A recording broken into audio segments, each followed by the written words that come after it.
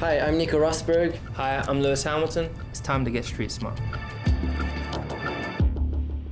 I was faster than you that session.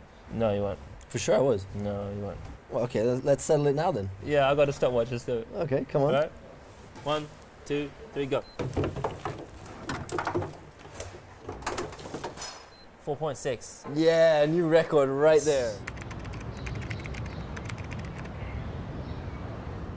In 5 seconds, a driver has to jump out from the cockpit. Very, very quick movement. When the car is crashing and something is wrong about the car and the driver needs to come out very, very fast.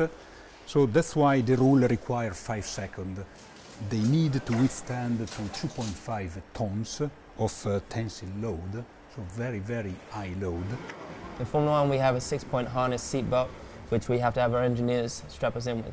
And once it's fixed up tightly, it's 2 things. One, it feels very, very safe, of course. But on the other hand, to breathe out there on the racing track, it does make it a lot more difficult. And that's what makes it tougher fitness-wise.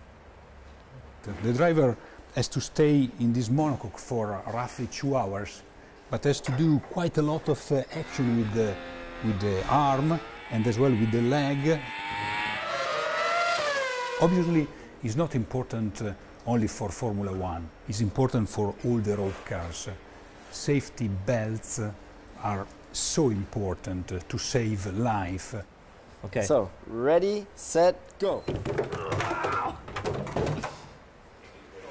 4.98.